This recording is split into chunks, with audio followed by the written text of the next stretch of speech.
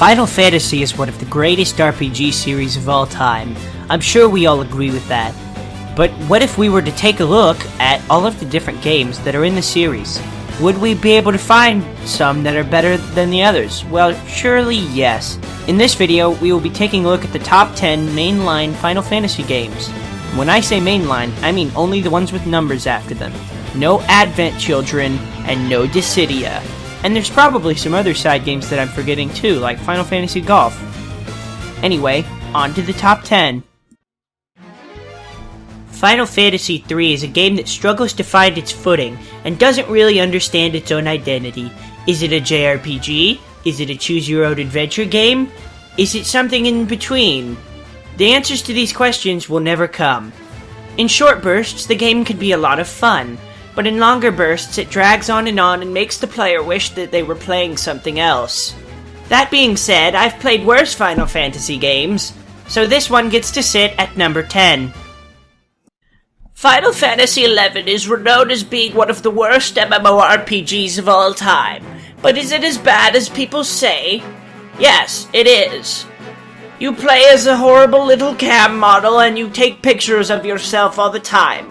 Occasionally you are given a fetch quest and you can go and kill a monster or something, get a little bit of gil, and go back to town and take more pictures of yourself.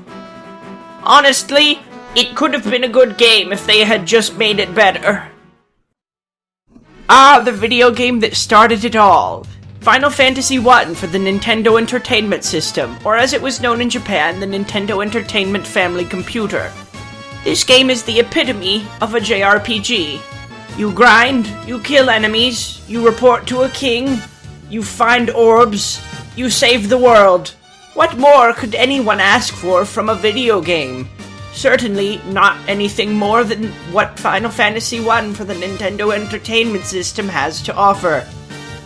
A little known fact, Final Fantasy is called Final Fantasy because it was the Final Fantasy game Square ever wanted to make. They hated making fantasy games, but after the success of Final Fantasy, they begrudgingly accepted the fact that they would have to make them forever.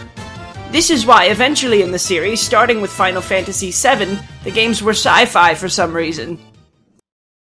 Many of the more recent Final Fantasy games have used full-sized people that look like anime characters to represent the players of the game. However, in Final Fantasy XV, they have gone, quote-unquote, back to basics, and now use character models that look like little chibis from some kind of anime. So they're still anime characters, but this time they're a little different. Is it good? Is it bad? Personally, I do like the look of the full-sized people from previous games, such as Final Fantasy XIII. However, I can always appreciate when a game studio wants to try something a little different with their new video game. And that's why I'm putting Final Fantasy XV at number 7 on the list.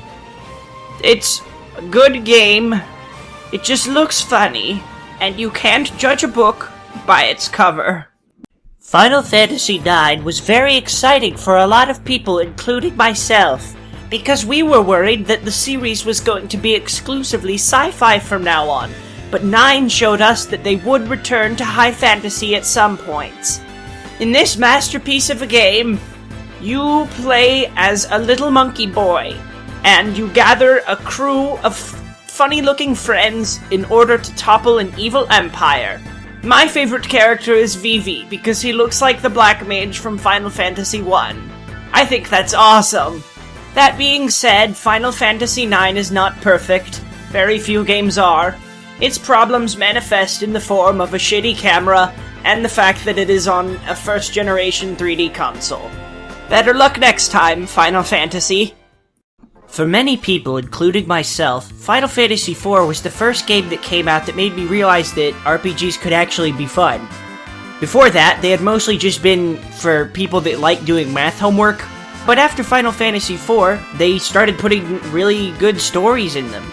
In this one, you play as Cecil, an evil dark knight that hates his king, so he and his brother set out on a quest to destroy him forever.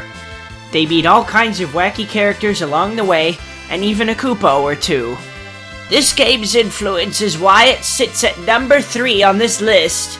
Here's a fun fact as well. When Final Fantasy IV was first brought to America, they accidentally called it Final Fantasy II. I hope whoever made that blunder got fired. Huh. Wait, I think I messed up. This is the same game as the last one. Oh wait, no it's not. At number 3 on the list, we've got Final Fantasy V. An improvement to its predecessor in almost every way imaginable. It was like taking a good thing and making it better. People couldn't believe it when it first came out. First, Final Fantasy IV had proven that RPGs could be fun, and then Final Fantasy V proved that RPGs could be good as well. Minds were blown. And because of that, it has to be at number 3 on our list right here. I'm sure a lot of you saw this one coming.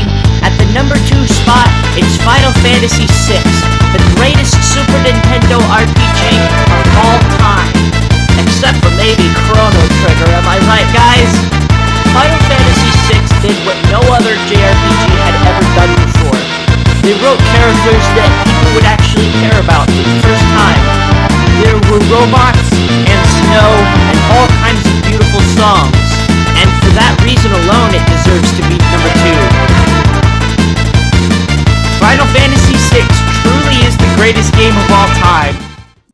Final Fantasy VII is absolutely perfect in every single regard.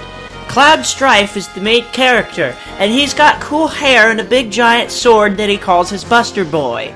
His mission is to stop Sephiroth, a weird angel, from activating Genova and destroying the entire world. Which is now sci-fi, by the way. Much to my chagrin, but it doesn't even matter because of how good this game is. It literally does not get better than this. There has never been a better RPG than Final Fantasy VII, and there never will be. It is the RPG by which all others are to be measured, and it is a cinematic wonder. All in all, it is impossible to not recommend Final Fantasy VII to anyone who is even vaguely interested in RPGs or even video games as a whole. When Aerith ate shit, I cried so hard that I thought I might throw up. And when Tifa Lockhart showed off her big old breasts, I got my first Woody at the age of 13. Thanks for watching. See you next time, and welcome to SodaSpeak.